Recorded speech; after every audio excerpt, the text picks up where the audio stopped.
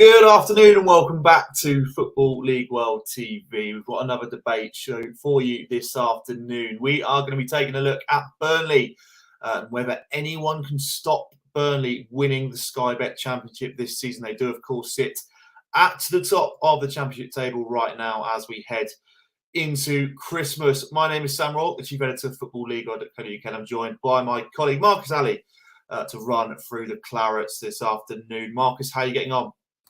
Yeah, really well. Thanks, Sam. Glad to be back on after a little break. To talk about the cream of the crop in terms of what the EFL's got to offer at the moment. Really exciting side to watch this season. So, yeah, excited to get into the show. Yeah, absolutely. If you are a Burnley supporter watching this show live right now, please do send in your comments. If you're watching on YouTube, pop it in the live chat. If you're watching on Twitter and Facebook, we do also appreciate your comments. We will discuss them during this show. Please do get in touch. Right, let's get straight into it.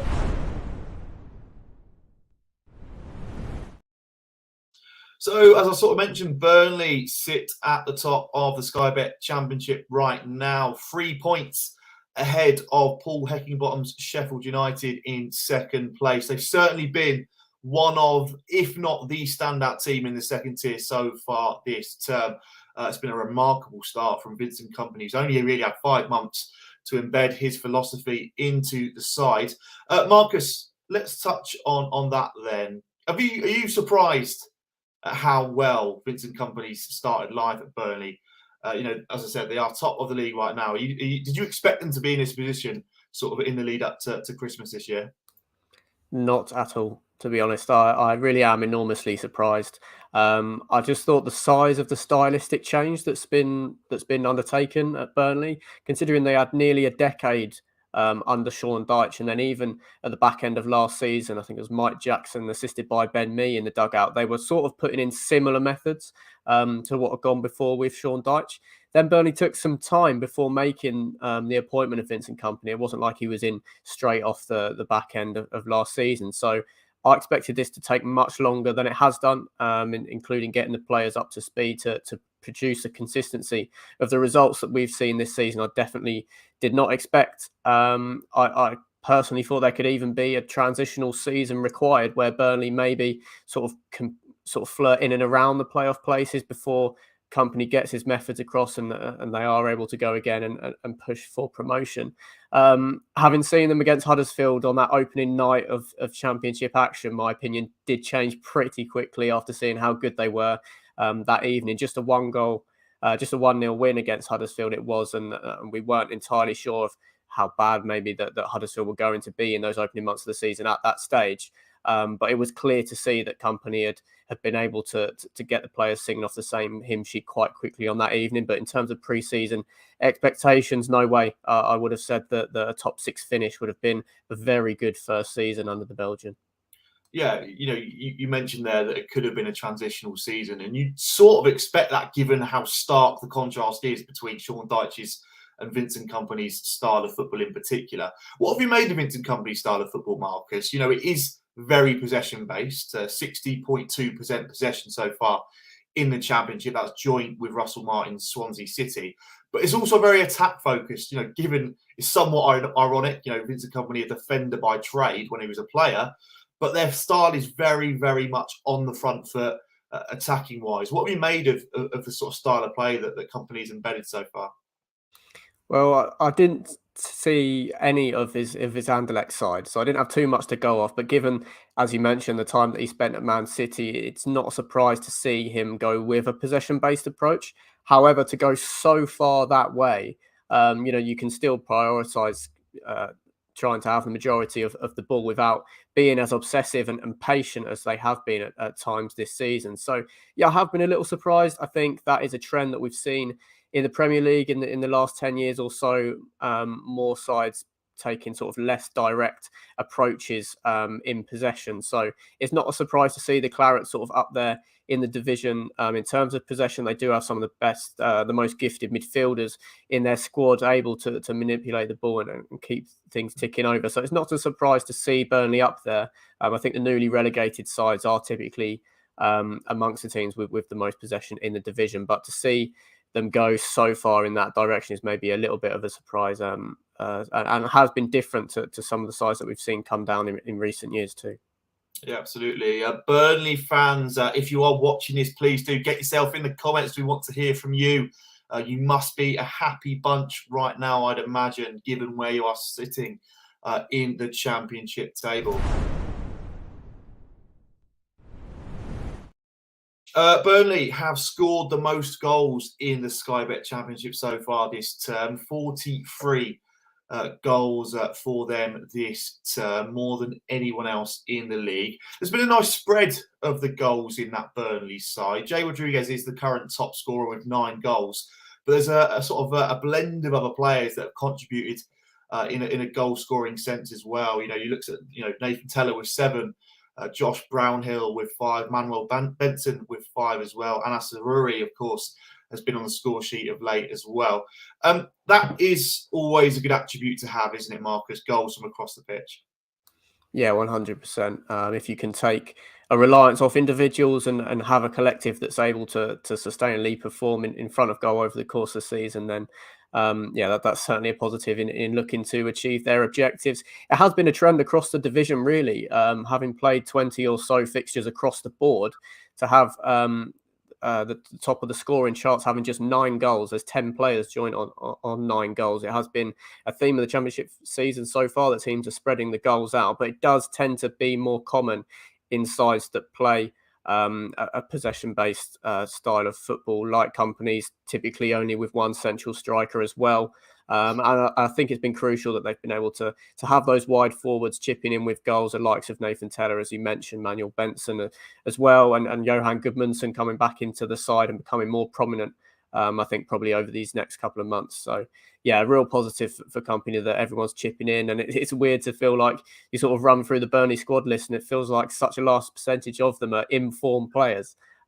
Just speaks to the spell that he's got them under at the moment in such a short space of time. So yeah, very, very impressive trait to have, and one that we've seen across the rest of the division on the whole.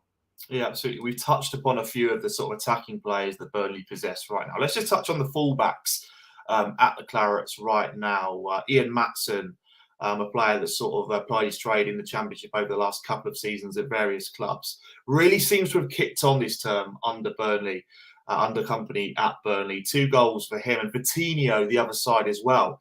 There are murmurs that several chiefs at the Brazil national side keeping tabs on Vitinho. He's got 2 goals as well. Just how important do you think the fullbacks are in Kompany's system, Marcus? Yeah, they're huge. I don't think the wide forwards benefit just as much if they didn't have attack-minded fullbacks behind them and creating those overloads in forward areas. Vitinho has been a breath of fresh air, really. Such a good signing.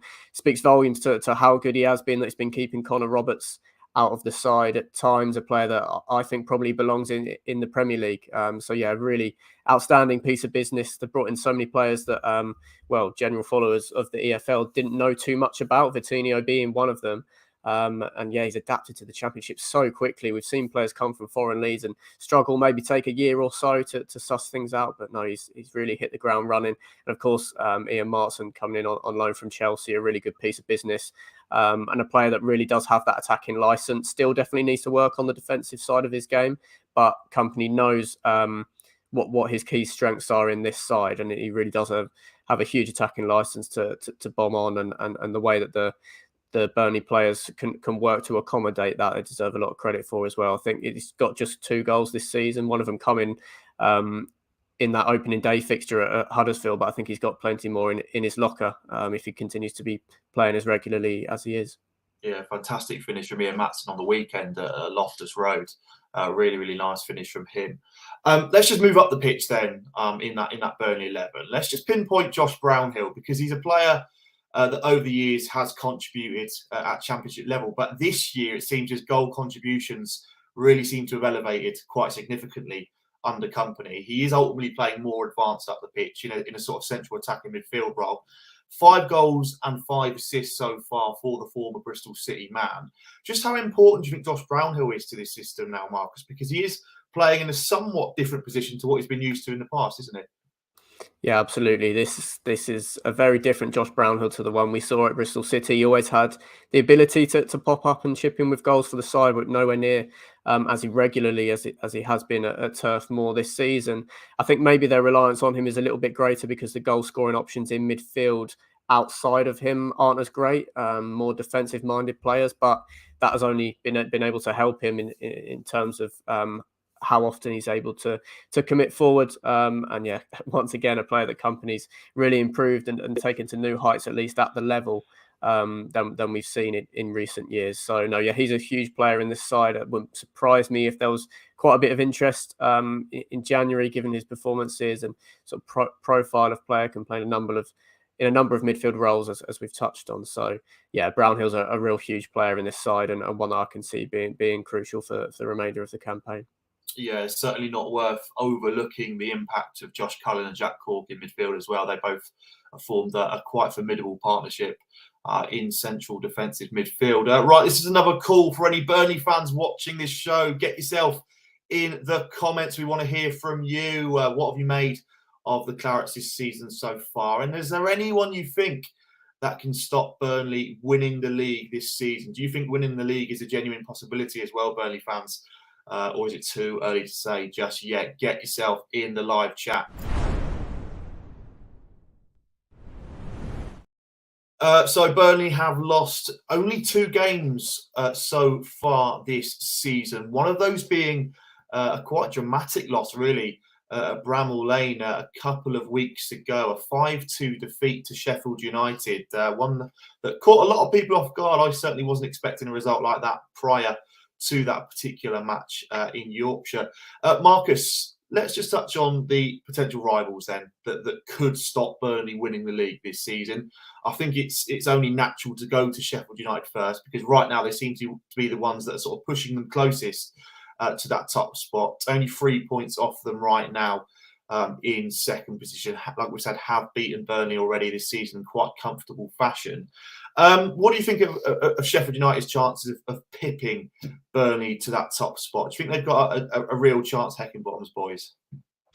I rate their chances quite highly, yeah. I do think there may be a little less injury proof than Burnley. We saw that their drop off that they had when they were lacking some players in wide areas and in central midfield. That'll be something that they'll potentially want to address in January, but something that does definitely take away from their bid to be right at the summit of the division.